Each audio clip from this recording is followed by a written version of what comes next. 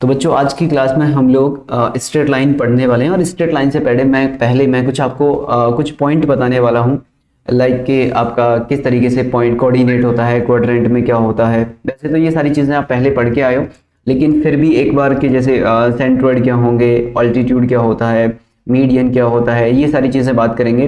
Quadrilaterals में किस तरीके की चीज़ें आती हैं, ताकि अगर क्वेश्चन में आए तो हम ये छोटी छोटी चीज़ों की तरह से फंस ना जाए। ओके, तो ये सारी चीज़ें रहेंगी, ठीक है। तो अब हम आगे की तरफ चलते हैं और हमने शुरुआत इस श्लोक के साथ की है संस्कृत के। तो संस्कृत में अपने आप में ही एक वजन होता है, इस लोगों का मीनिंग दिल को छू जाता है, तो मुझे अच्छा लगता है, ठीक है, इस तरह के श्लोक। और आपको आने चाहिए, हिंदुस्तानी हैं हम लोग, तो अपने को ये सारी चीज़ें तो आनी चाहिए, ठीक है ना। तो चलिए स्टार्ट करते हैं अगले उस पर। तो सबसे पहला जो अपना टॉपिक है इसके अंदर स्ट्रेट लाइन, चैप्टर का नाम क्या है? चैप्टर का नाम इज स्ट्रेट लाइन। ओके, तो जिन लोगों को नहीं पता है मैं बता देता हूँ, अपना नया चैप्टर स्टार्ट हो रहा है। ये इस पूरे पार्ट को बच्चों बोलते हैं हम कोऑर्डिनेट ज्योमेट्री। इस पूरे पार्ट को बोला जाता है कोऑर्डिनेट ज्योमेट्री। और इस कोऑर्डिनेट ज्योमेट्री के अंदर 5 चैप्टर आते हैं आपके। Number 1 is straight line. Second पे इसी के अंदर POSL भी आता है, पेयर ऑफ स्ट्रेट लाइन, तो इसी में कंसिडर करेंगे। सेकंड नंबर पे आता है सर्कल। तीसरे नंबर पे आता है आपका पैराबोला। फिर बच्चों fourth is ellipse and next is hyperbola. Okay, तो ये 5 चैप्टर आएंगे अपने। अब ये 5 चैप्टर अपने को पढ़ने हैं। ओके, तो सबसे पहले जैसा मैंने आपसे बोला कि मैं आपको यहाँ पर 3 चैप्टर पढ़ाने वाला हूँ। सबसे पहले ये, उसके बाद कुछ समय के बाद ये पढ़ेंगे। ओके, ये 11th-12th के टॉपिक, ये वैसे तो 11th में आते हैं। खैर NCERT से अगर आप फॉलो करते हो तो ये आपको 11th क्लास में मिलेंगे। ओके, ये हो गया। अब इसमें पहले हम कुछ आइडिया पढ़ते हैं पॉइंट का, कि पॉइंट किस तरीके से काम करता है वो। ओके, आपका जैसे मैंने अभी आपसे बोला कि सेंट्रोइड क्या होगा, सरकम सेंटर क्या होगा, इन सेंटर क्या होगा, and so on. Clear?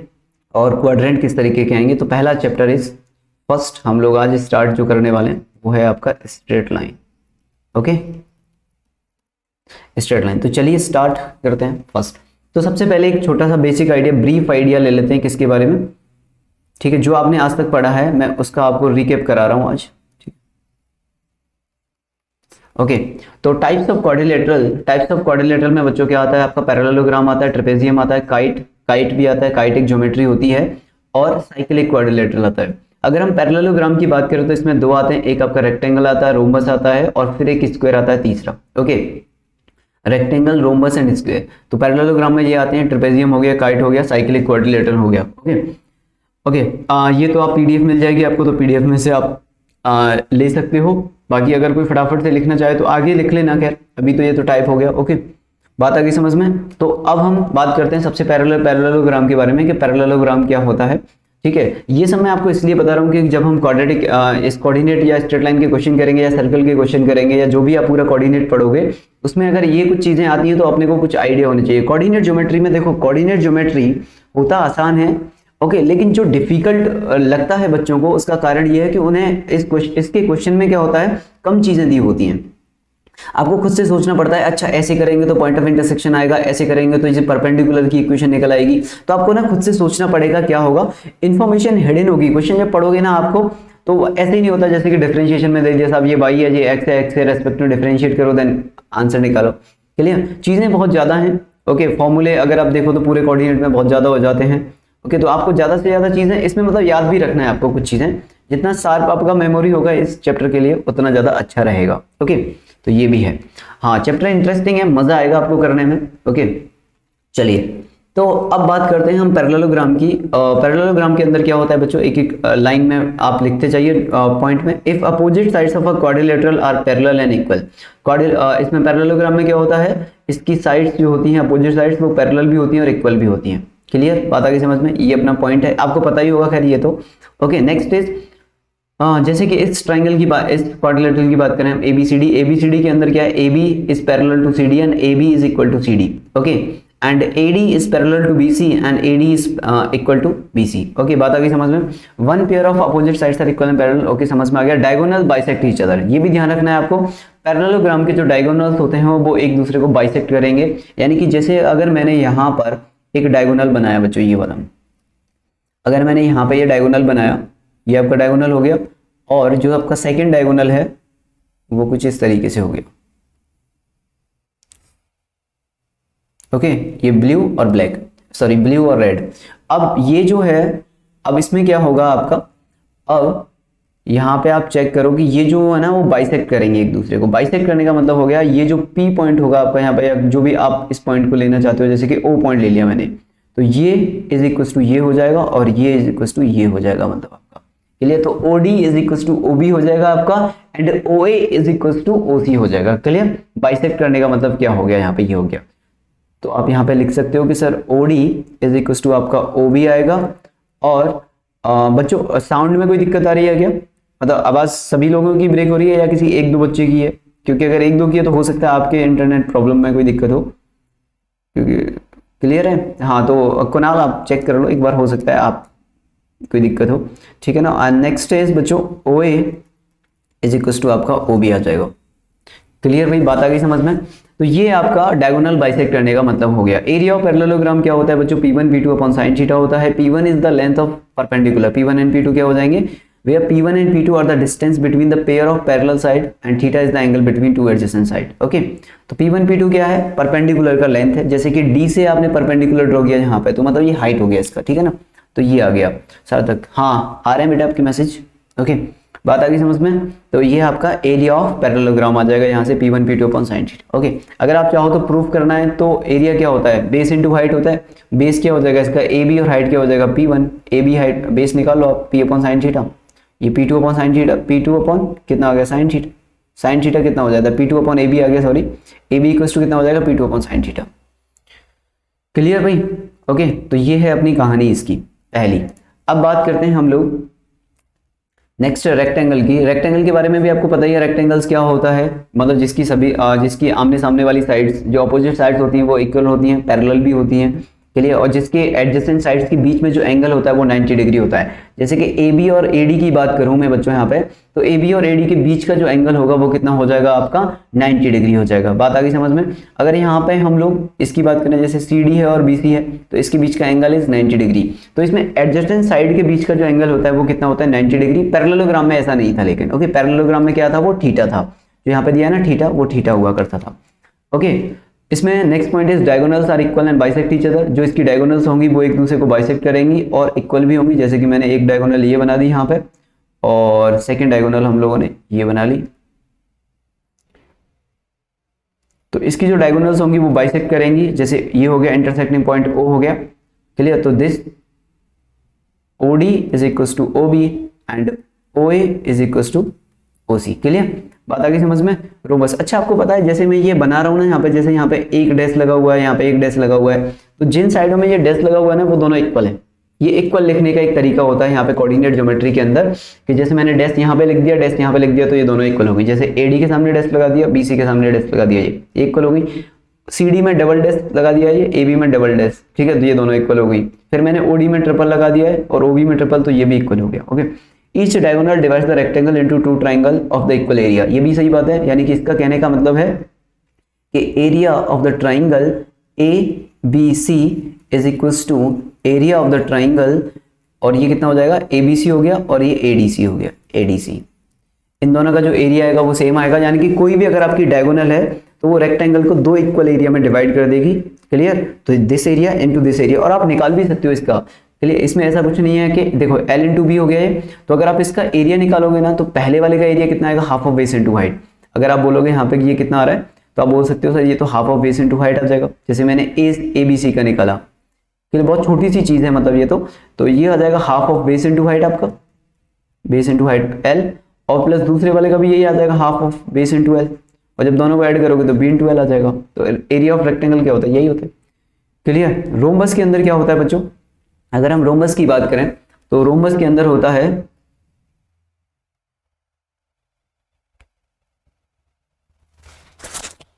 Okay मेरे ख्याल से साउंड तो परफेक्ट आनी चाहिए यार, क्या दिक्कत है इसमें।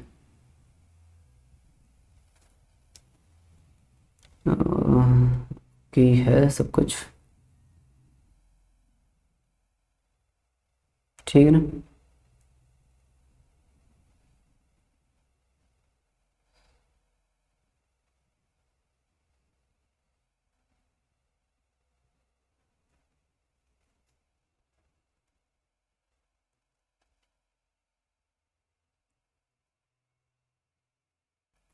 ओके, तो ये आ गया अपने पास।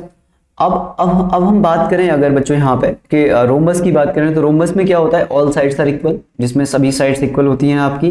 ओके, डायगोनल्स आर परपेंडिकुलर, ये इंपॉर्टेंट पॉइंट है, रोम्बस के डायगोनल्स जो होते हैं बच्चों वो परपेंडिकुलर होते हैं। ओके ठीक है, तो रोम्बस को क्या बोलते हैं हम लोग, रोम्बस को क्या बोलेंगे हम लोग सर, रोम्बस का 3D जब बनेगा तब उसको क्या बोलेंगे, 3D मतलब आप क्या चाहते हो, अभी एक सेकंड। तो रोम्बस के जो डायगोनल्स होते हैं वो कैसे होते हैं बच्चों, परपेंडिकुलर होते हैं। जो इसका एरिया आता है वो कितना आता है, half of d1 into d2। d1 and d2 क्या है, d1 and d2 are the diagonals. Clear. Okay, अब जैसे एक स्टूडेंट ने पूछा कि सर रोम्बस का 3D बनेगा तो क्या होगा, जैसे अब मैंने बोला रोम्बस है जैसे ये अपने पास, ठीक है ना। अब रोम्बस का 3D बनाने का मतलब तो ये हो गया बच्चों कि आपने जैसे ये अपने पास रोम्बस था, ठीक है, पैरेललोपाइप जैसा बन जाएगा ये तो कुछ। ओके, जैसे ये हो गया अपने पास रोम्बस,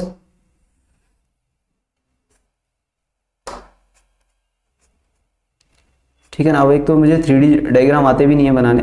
अब हमने क्या किया, इसे ना आप पीछे की तरफ खींचते जा रहे हो,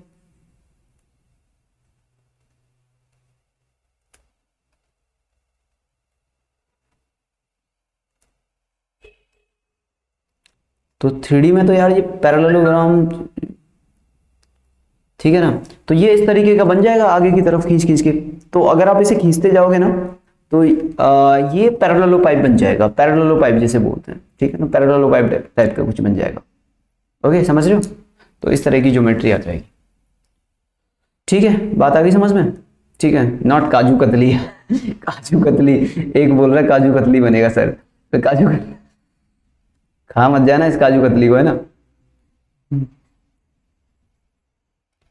ठीक है भाई, बात आ गई समझ में। चलिए, तो ये हो गया बच्चों आपका यहाँ पे ऑल साइड्स, ये हो गया रोम्बस, रोम्बस के बारे में पता लग गया। ठीक है, ये सब मैं आपको इसलिए बता रहा हूँ क्योंकि ये सब ज्योमेट्री ऐसी है जो कि क्वेश्चंस में यूज हो सकती है directly. Okay, next is square. Square बारे में, स्क्वायर के बारे में तो यार बच्चे बच्चे से पूछ लो आप, ठीक है, जो भी कुछ साल के हैं वो भी बता देंगे स्क्वायर के बारे में। तो क्या, ये तो इतनी प्यारी ज्योमेट्री है ना, इसके बारे में तो कोई भी बता देता है, बेचारा किसी कंडीशन के साथ ही नहीं आता है। ओके, बात आ गई समझ में। तो अब इसमें क्या हो जाएगा, इसके अंदर हो जाएगा स्क्वायर के अंदर जिसकी ऑल साइड्स आर इक्वल, जिसकी ऑल साइड्स इक्वल होती हैं। लेकिन ये वाली बात तो सर रोम्बस में भी थी, सही बात है, लेकिन रोम्बस की एडजेसेंट साइड के बीच का जो एंगल था वो 90 डिग्री नहीं था। इसमें जो एडजेसेंट साइड के बीच का एंगल है वो कितना होता है, 90 डिग्री होता है। इसके बीच का जो एंगल था ना बच्चों ये वाला, ये इसमें 90 नहीं था, theta is not equal to 90, लेकिन इसमें क्या होता है, ये 90 होता है। ओके, डायगोनल्स इक्वल भी होते हैं और बाइसेक्ट भी करते हैं 90 डिग्री पे। डायगोनल्स क्या होंगे, इक्वल भी होंगे और बाइसेक्ट भी करेंगे 90 डिग्री पे। ओके, और एरिया जो होगा वो कितना होगा इसका, या तो साइड स्क्वायर या फिर d square by 2। Okay, rhombus की लास्ट लाइन बता दो नोट वाली, रोम्बस की लास्ट लाइन ये है कि if the distance between the pair of parallel sides are equal then it is a rhombus. इनके बीच का जो डिस्टेंस है ना सेम होना चाहिए पैरेलल लाइंस के, तभी तो रोम्बस कहलाएगा। दिस, और वैसे भी ऑल साइड्स इक्वल हैं, लाइंस पैरेलल हैं, तो सीधी बात है कि रोम्बस ही होगा, फिर तो डिस्टेंस भी इक्वल ही होगा। मतलब जैसे मैंने बोला आपसे कि मेरे पास, मान लीजिए आप, मेरे पास ये दो बुक्स हैं, ठीक है, लेट मी शो यू, दो बुक्स ये हैं जैसे, अब जैसे एक ये हो गई मेरे पास, एक ये हो गई मेरे पास, अब ये इतनी है, अगर ये दोनों लेंथ में इक्वल है और पैरेलल भी है तो इनके बीच का डिस्टेंस भी ये सेम ही होगा फिर तो, यहाँ से लेके यहाँ तक। ठीक है ना, ये वाली कहानी है। ठीक है भाई, बात आ गई समझ में। ठीक है, तो ये सारी चीजें हो गई। देन ये हो गया बेटा, ये लोअर क्लास में आपको पढ़ाया था, मैं बस रिकैप कर रहा हूँ यहाँ पे ताकि ये क्वेश्चंस में आए तो आप सीधे सीधे कर दो बस, और बाकी कुछ भी नहीं है, कहानी तो अभी स्टार्ट होगी धीरे धीरे, है ना। तो every square is a rectangle but not the converse, यानी कि स्क्वायर जो होता है वो रेक्टेंगल होता है बट हर एक रेक्टेंगल जो है वो स्क्वायर नहीं होता, सिंपल सी बात है। Okay, next is trapezium. Trapezium के बारे में क्या बोला जाता है, ट्रेपेजियम की जो अपोजिट साइड्स होती हैं वो आपकी दो जो साइड होंगी वो आपकी पैरेलल होंगी, जैसे कि C D is equal to A B होगा और A D is equal to B C, इसमें इक्वल हो जाएगा ये यहाँ पे। ठीक है ना, तो एक पेयर क्या हो जाएगा यहाँ पे आपका पैरेलल हो जाएगा, एक पेयर पैरेलल हो गया। मीडियन, ये जो EF है ना, EF is the median, median कितना होता है, sum of two parallel side, okay. Area of trapezium क्या होता है, 1/2 into sum of the parallel side into distance between them, दोनों के बीच का डिस्टेंस इज व्हाट, h, तो दोनों के बीच का डिस्टेंस h हो गया, and sum of the parallel side यानी कि AB प्लस CD हो गया, ओके। फॉर इक्विलेटरल या फिर isosceles trapezium non parallel sides are equal, ठीक है ना, मतलब ये वाली साइड्स इक्वल होंगी, ओके। तो अगर ये इक्वल होंगी तो क्या हो जाएगा, इक्विलेटरल या फिर आइसोसेलेस ट्रेपेजियम, ओके। काइट के बारे में क्या बोला जाता है बच्चों, काइट के बारे में बोलते हैं इट इज मतलब इस तरीके का एक ज्योमेट्री होता है। काइट मीन्स होता है पतंग, आप लोग पतंग तो उड़ाते ही हो, आपके यहाँ तो बहुत सारी पतंग उड़ती हैं, आपने देखा ही है। चलिए, पतंग का जो ज्योमेट्री होता है वो उस तरह की ज्योमेट्री को इन लोगों ने काइट बोला है। इसके अंदर क्या होता है कि ये AD और CD जो है वो इक्वल होंगे, AB और आपका BC जो है वो भी इक्वल होंगे, डायगोनल्स जो होंगे वो आपस में एक दूसरे को परपेंडिकुलर 90 डिग्री पे कट करेंगे, ठीक है ना, 90 डिग्री पे कट करेंगे, लेकिन बाइसेक्ट नहीं करेंगे, ये बाइसेक्ट नहीं करेंगे, ठीक है ना, तो बाइसेक्ट नहीं करेगा यहाँ पे, ओनली वन डायगोनल, ठीक है ना, और कोई भी एक डायगोनल इसे दो कॉन्ग्रुएंट फिगर में डिवाइड कर देगा, जैसे कि BD है, तो BD से इधर वाला डायग्राम देखो और BD से इधर वाला डायग्राम देखो, दोनों कॉन्ग्रुएंट है, समझ रहे हो बात को, BD से इधर यानी कि ABD और BCD दोनों कॉन्ग्रुएंट ट्राइंगल्स हो गई है, ठीक है ना, दो कॉन्ग्रुएंट ट्राइंगल हो गए, बात आ गई समझ में। तो ये वाली जो डायगोनल है वो कॉन्ग्रुएंट ट्रायंगल में डिवाइड करेगी। तो आपको बस यही जानना है कि यार AD is equal to CD हो जाएगा, AB is equal to BC हो जाएगा, बाकी की कहानी जो भी यूज करेंगे वो कर लेंगे, ठीक है ना।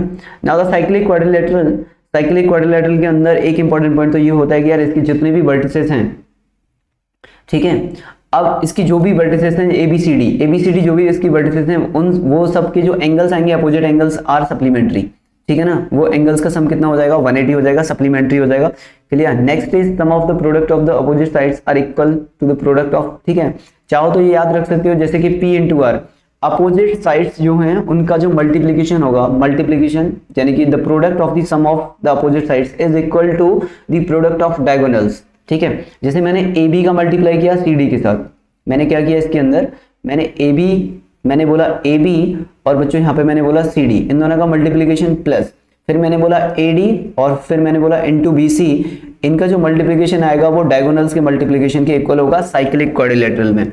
तो साइक्लिक क्वाड्रिलेटरल कौन से होते हैं, जिनकी वर्टिसेस सर्कल जिनकी वर्टिसेस से होके पास करेगा, एक सर्कल जिसकी वर्टिसेस से होके पास करेगा साइक्लिक क्वाड्रिलेटरल होगा।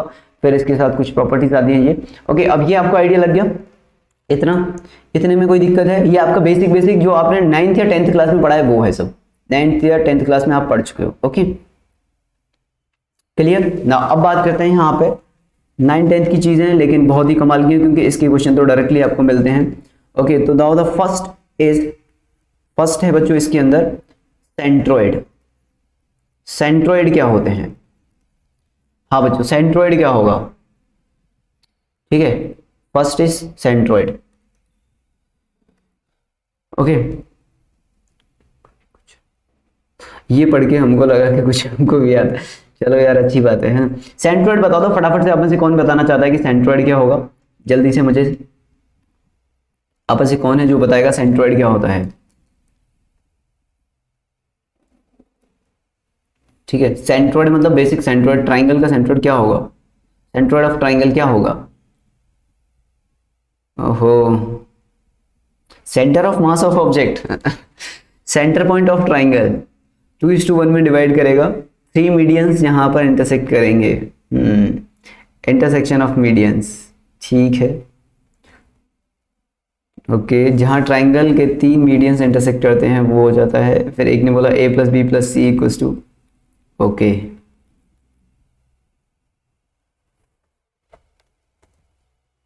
ठीक है। चलिए सेंटर ऑफ मास कहाँ से आ गया इसमें, फिजिक्स की क्लास थोड़ी ना भाई, मैथ्स की क्लास चल रही है, ठीक है ना। तो ये हो जाएगा the point of concurrency of medians, यानी कि the point of intersection of medians. तो इसका डेफिनेशन लिख लो आप, पॉइंट ऑफ कंकरेंसी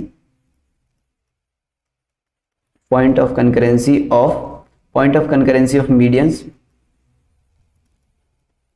ओके, या फिर point of intersection of medians, या फिर क्या बोल सकते हो, point of intersection of medians, okay, point of intersection of median, point of intersection of medians, okay. तो जो मीडियंस का आपका पॉइंट ऑफ इंटरसेक्शन होगा इज कॉल्ड आपका सेंट्रोइड होगा। जैसे कि बच्चों हम एक ट्राइंगल बना लेते हैं यहाँ पे। ओके, तो ये अपना एक ट्राइंगल हो गया, इस तरीके का कुछ ट्राइंगल मान लो आप लोग। ओके, तो ये आपका ट्राइंगल हो गया। अब इसके अंदर आपने क्या किया, मीडियंस। मीडियंस तो आपको पता ही है मीडियंस क्या होता है। ओके, तो मीडियन मतलब कि जो कि आप वर्टिसेस से ड्रॉ करोगे उसके अपोजिट साइड पे, और वो उसे क्या है, दो इक्वल पार्ट में डिवाइड करेगा, वो आपका मीडियन होता है। ओके, तो मैंने यहाँ पे मीडियन ड्रॉ किया, इसका ए से मीडियन ड्रॉ किया वर्टिसेस से। मीडियन मतलब जो कि अपोजिट साइड को जिस पे ड्रॉ कर रहे हो उसको दो इक्वल पार्ट में डिवाइड कर देगा। ये आपका यहाँ से मीडियन हो गया, एक ये आपका मीडियन हो गया, और एक आपका ये आपका मीडियन हो गया यहाँ पे।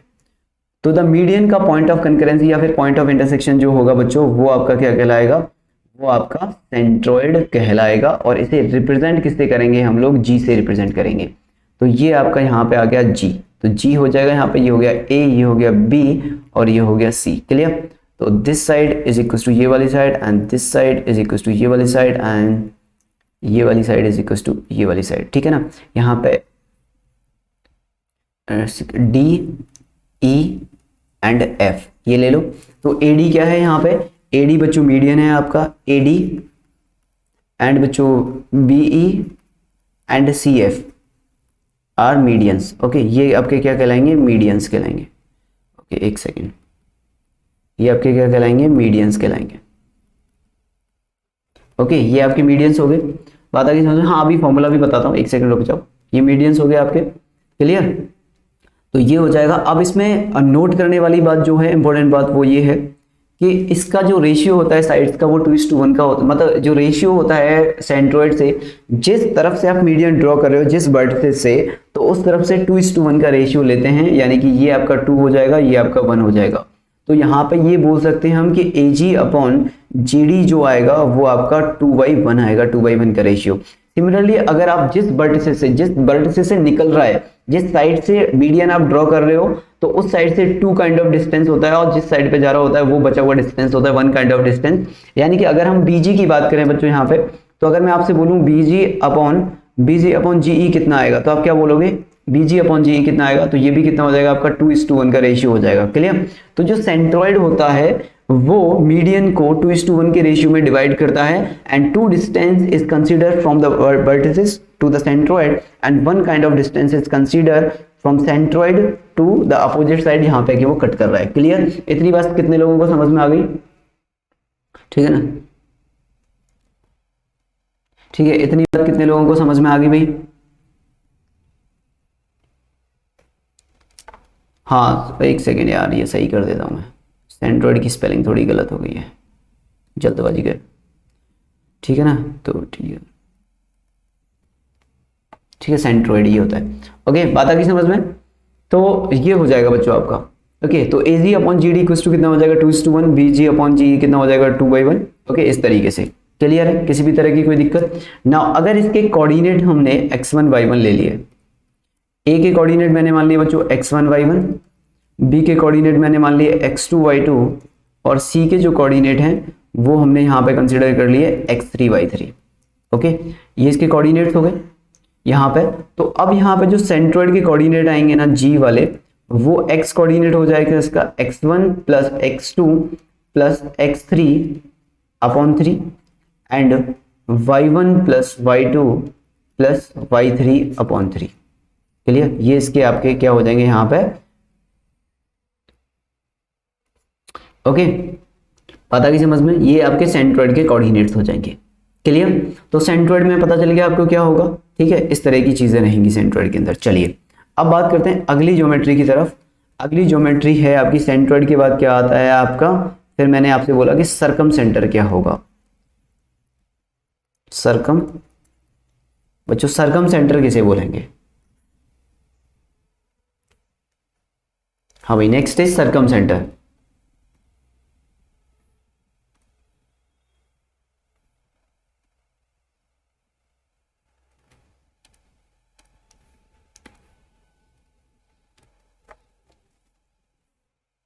सरकम सेंटर, सरकम सेंटर क्या होगा बच्चों?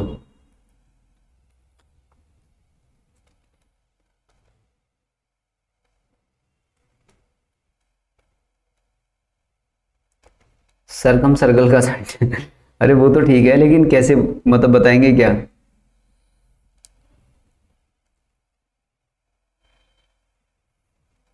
ठीक है, तो सरकम सेंटर क्या होता है? Point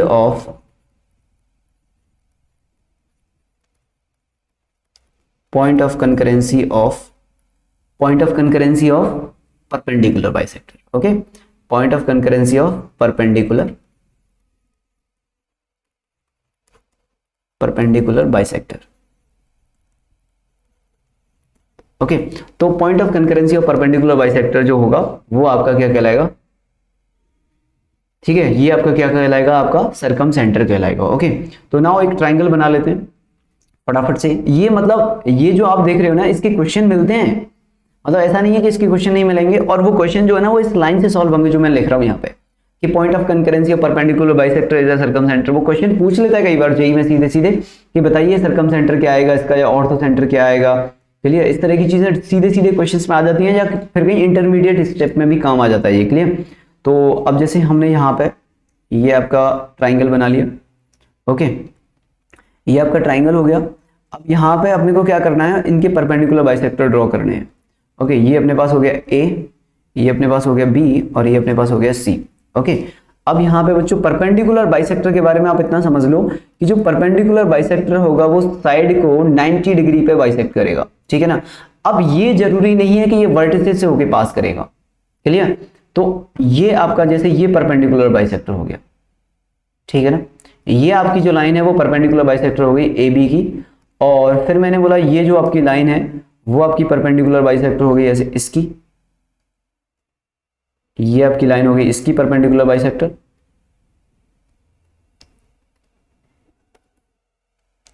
okay, and the next line is ये जो है वो आपकी परपेंडिकुलर बाइसेक्टर हो गई इसकी, इस टाइप से कुछ। ओके, ये आपका परपेंडिकुलर बाइसेक्टर हो गया इसका। ठीक है भाई, बात आ गई समझ में? तो ये जरूरी नहीं है कि जो परपेंडिकुलर बाइसेक्टर है वो वर्टिसेस से होके पास करेगा। परपेंडिकुलर बाइसेक्टर जो है वो वर्टिसेस से पास कर भी सकता है, नहीं भी पास करेगा तो चलेगा। ठीक है, बात आ गई समझ में? तो ये आपका कहलाएगा सरकम सेंटर, ये आपका क्या कहलाएगा? Circumcentre represented by O. Clear? तो ये क्या है? ये परपेंडिकुलर बाइसेक्टर है, यानी कि 90 हो गया, ये भी आपका 90 होगा, ये भी आपका 90 होगा। क्लियर? और इस वाले का तो मतलब ही 90 होता है ना, इस तरह के एंगल का। तो this is equal to this हो जाएगा, and this is equal to this हो जाएगा, एंड ये आपका इज इक्वल टू ये हो जाएगा। बात आ गई समझ में? तो ये आपका हो जाएगा, ये साइड को 1:1 के रेशियो में। बाइसेक्टर का तो मतलब ही ये होता है कि वो मिड पॉइंट होगा। बाइसेक्टर का मतलब ही क्या होता है बच्चों? बाइसेक्टर का तो मतलब ही ये होता है कि वो मिड पॉइंट पे करेगा। तो मिड पॉइंट पे करेगा तो 1:1 का रेशियो होगा। सिंपल सी बात है यार, है ना? परपेंडिकुलर मतलब होता है 90 डिग्री, बाइसेक्टर मींस होता है जो कि बाइसेक्ट करे साइड को, दो इक्वल पार्ट में डिवाइड करे। तो 90 डिग्री वाली कोई लाइन जो कि दो पार्ट में डिवाइड कर रही है is called perpendicular bisector. Okay, बात आ गई समझ में? ये हो गया आपका परपेंडिकुलर बाइसेक्टर। ओके, तो यहाँ पे समझने वाली बात क्या होगी? परपेंडिकुलर बाइसेक्टर होगा वो ये आ जाएगा। ठीक है ना? 90 डिग्री पे जाएगा, बाइसेक्ट करेगा, एंड सो ऑन। क्लियर? किसी भी तरह की कोई दिक्कत ना? अगर इसके कोऑर्डिनेट की बात करें हम, या परपेंडिकुलर बाइसेक्टर मतलब ये सेंट्रोइड सरकम सेंटर किस तरीके से दिखता है या क्या होता है, तो इसके बारे में बोले हम तो यहाँ पे हम इस तरीके से बोल सकते हैं कि यार अपने पास क्या था, एक यहाँ पे मतलब किस तरीके से आप ड्रॉ करोगे। ये सर्कल था अपने पास, ठीक है ना? ये सर्कल था, और इस सर्कल के अंदर, ठीक है, ये सर्कल हो गया हमने। ओके, और इस सर्कल के अंदर हमने एक ट्राइंगल ड्रॉ किया। ओके, इस सर्कल के अंदर हमने क्या किया? एक ट्राइंगल को ड्रॉ किया है, ये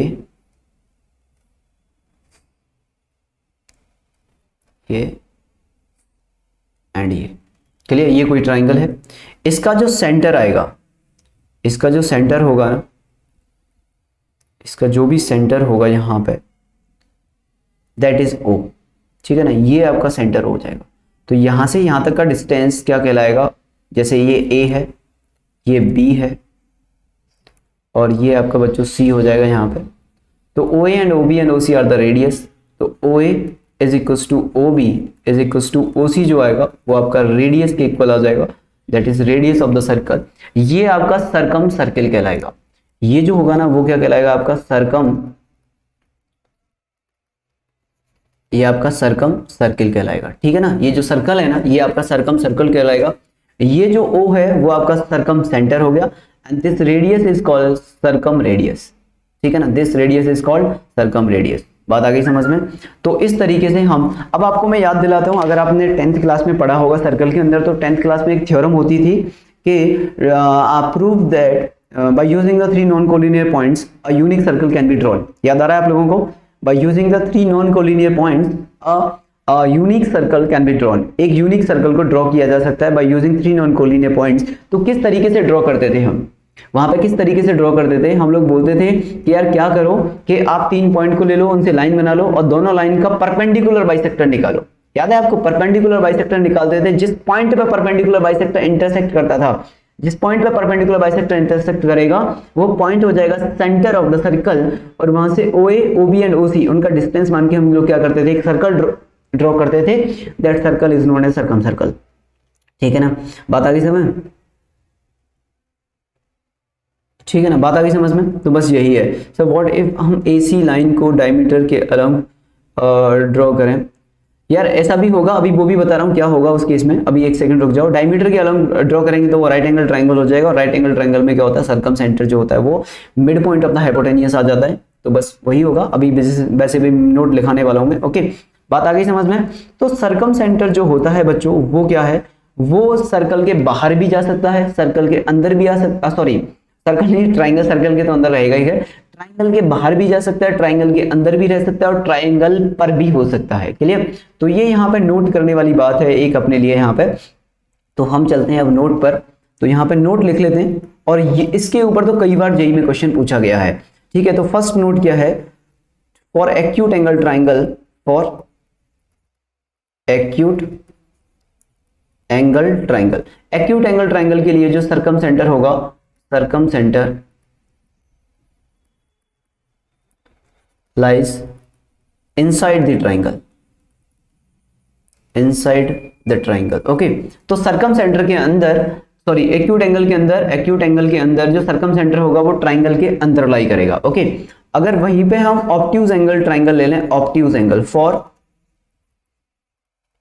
ऑब्ट्यूज एंगल्ड ट्राइंगल, तो इसमें क्या होगा, जो आपका सरकम सेंटर होगा वो आउटसाइड द ट्राइंगल लाई करेगा। तो इसमें क्या हो जाएगा आपका, circumcentre lies outside the triangle.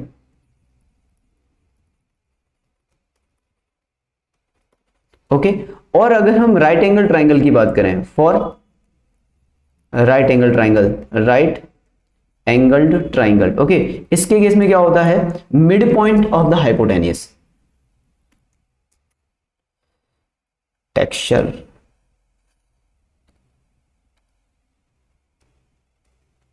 तो इस केस में क्या हो जाएगा आपका,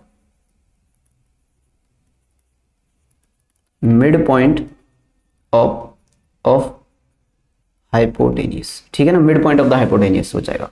क्लियर भाई, बात आ गई समझ में। तो राइट एंगल ट्राइंगल वाला तो मैं बना भी देता हूं यहां पे, ताकि आप इस बात को ध्यान रखो कि सर ने ये स्पेशली बताया था कि भाई राइट एंगल ट्राइंगल के केस में ध्यान रखना, क्योंकि इसका क्वेश्चन डायरेक्टली आ जाता है। ABC हो गया, ये जो मिड पॉइंट होगा ना, that midpoint is known as circumcentre. Clear? तो जैसे अभी किसी बच्चे ने मुझसे क्वेश्चन पूछा था, ठीक है ना, तो अभी जैसे किसी बच्चे ने मुझसे क्वेश्चन पूछा था कि सर अगर वो डायमीटर हो गया तो क्या होगा, डायमीटर हो गया तो सीधी बात है वो राइट एंगल ट्राइंगल बनेगा। भाई अगर आपका जो भी सेंटर पे एंगल बनता है उसका जस्ट हाफ बनता है आपका सर्कमफ्रेंस पे, उसके साइड में जो भी सर्कमफ्रेंस आएगी करस्पॉन्डिंग में, तो अगर डायमीटर वाली लाइन एक ट्राइंगल की साइड है तो इसका मतलब सर्कमफ्रेंस पे जो टच करेगी लाइन उस पर 90 डिग्री एंगल बनेगा। 90 डिग्री एंगल बनेगा तो जो आपका AC है, AC is called the hypotenuse. अगर राइट एंगल ट्राइंगल बन गया तो AC is the hypotenuse. AC अगर हाइपोटेनियस हो गया तो उस केस में क्या हो जाएगा, आपका mid point of the hypotenuse is called आपका सरकम सेंटर। ओके, ना अगर आप चाहो तो इसी ट्राइंगल के अंदर मैं आपको ड्रॉ करके दिखा सकता हूं यहां पे। ओके, जैसे ये हो गया अपने पास, ये ठीक है ना, ये अब जैसे ये ट्राइंगल है आपका, इसमें देख लो आप, ठीक है, थोड़ा ऊपर चला गया ये। ओके, चेक अगर पॉसिबल हुआ तो आ जाएगा क्या, थोड़ा खिसक के, ठीक है ना, ये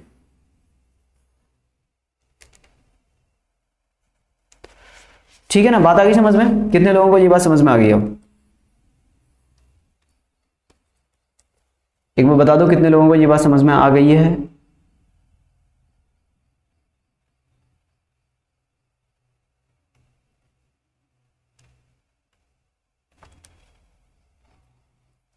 हाँ भाई,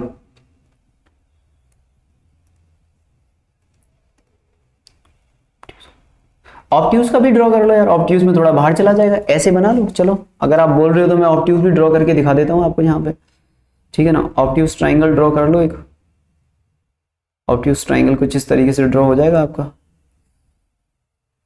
लाइक ये हो गया, ये हो गया, ये हो गया। ओके ना, यहाँ पे जो आपका सर्कल आएगा वो कुछ इस तरीके से आएगा। अब लेट मी चेक कि ये बन पाता है कि नहीं पाता इस लेवल पे जाके।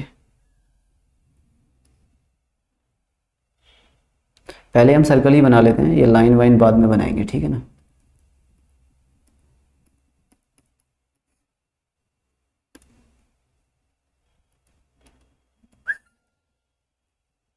एक सेकेंड, ठीक है। तो ऑब्ट्यूज वाला देखो भाई, इस तरीके से आएगा। आपकी जो लाइन होगी बच्चों वो कुछ इस तरीके से होगी, जैसे कि एक आपकी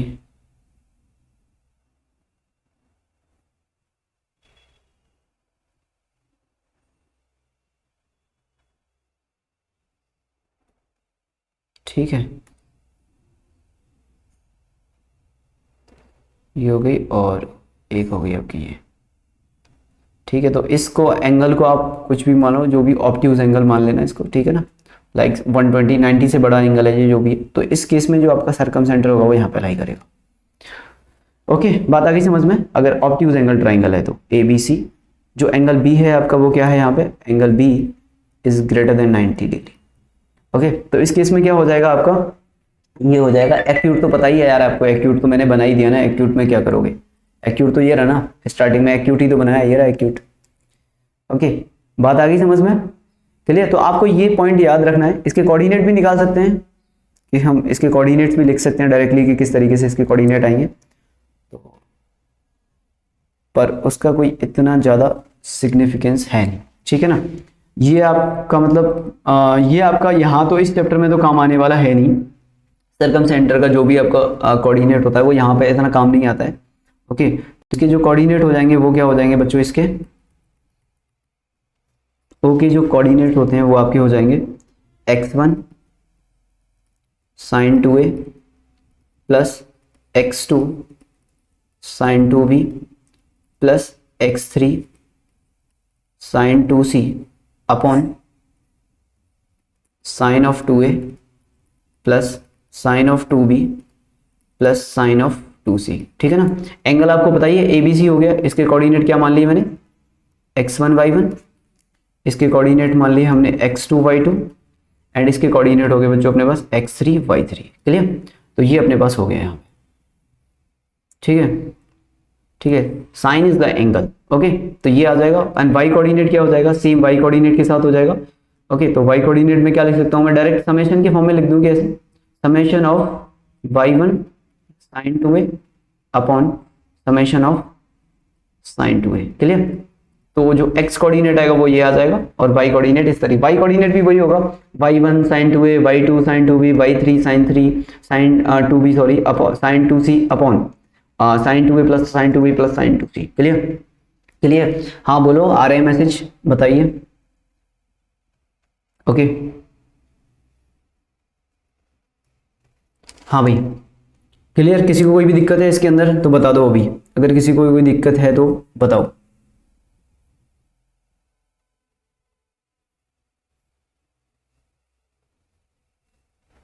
हाँ ठीक है, फॉर्मूला सीट मिल जाएगी आपको, चिंता मत करो, ठीक है ना, फॉर्मूला सीट मिल जाएगी।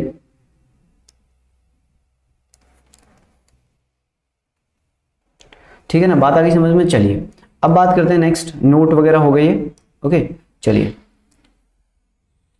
हाँ ये कोऑर्डिनेट है, याद रख लेना, वैसे इनकी जरूरत नहीं पड़ेगी ज्यादातर, तो point of concurrency of perpendicular bisector is the main point, वो ज्यादा इंपॉर्टेंट है, वो आपको ज्यादा याद रखना है। ओके, इसकी इतनी ज़्यादा ज़रूरत नहीं पड़ेगी। ओके, नाउ नेक्स्ट बात करते हैं हम लोग ऑर्थो सेंटर की। तो next is ortho centre. Ortho, एक second,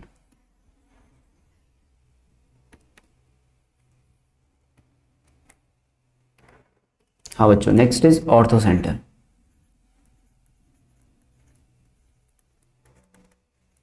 ortho centre, ortho centre को रिप्रेजेंट करेंगे हम लोग एच से, एच से रिप्रेजेंट होगा ये। ओके, अब ऑर्थो सेंटर के बारे में क्या बोलते हैं? The point of concurrency of, point of concurrency of perpendicular altitude,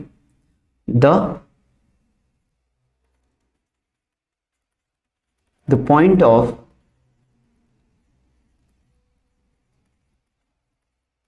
of concurrency of altitudes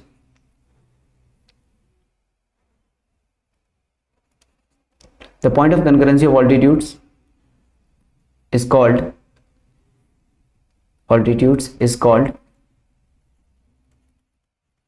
ortho centre. Clear? तो ये आपका ऑर्थो सेंटर हो जाएगा भाई, एच से रिप्रेजेंट करेंगे। यानी कि अब आपने क्या करना है, अब आपने एक ट्राइंगल ड्रॉ किया, ये आपका एक ट्राइंगल हो गया। ओके, अब आपने यहां से ऑल्टीट्यूड ड्रॉ किया। परपेंडिकुलर बाइसेक्टर और ऑल्टीट्यूड में फर्क होता है बच्चों। ऑल्टीट्यूड जो होता है वो वर्टिसेस से ड्रॉ होता है। क्लियर? ये आपका ऑल्टीट्यूड हो गया यहां से, प्लस एक ऑल्टीट्यूड आपका यहां से हो गया और एक ऑल्टीट्यूड आपका यहां से आ गया।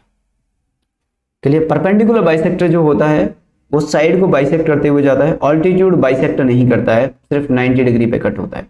Clear? A B C D E and F. Okay, तो ये हो गया 90, ये हो गया 90 आपका, ये हो गया 90। क्लियर भाई?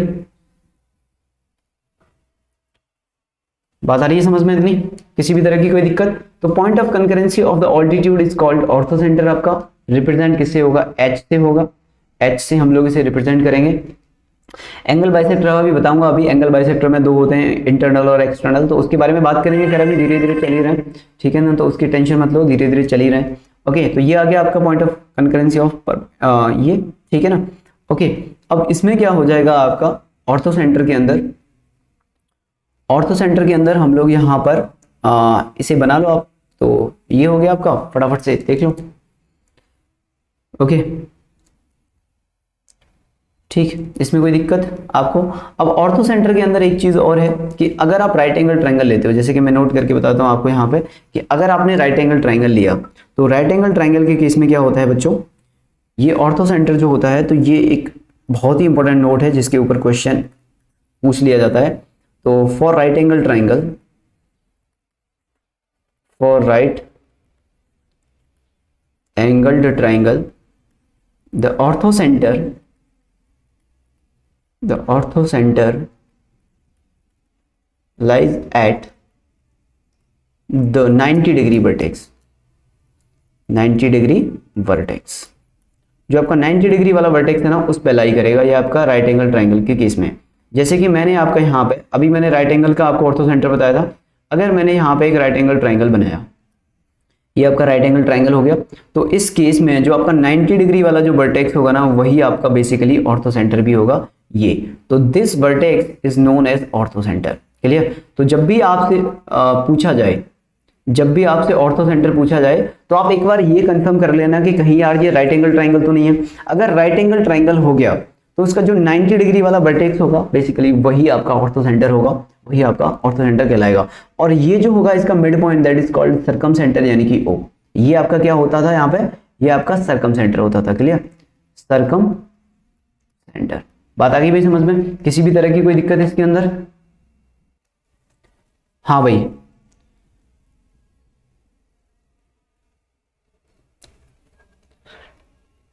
ठीक है ना, ठीक है, बात आ गई समझ में?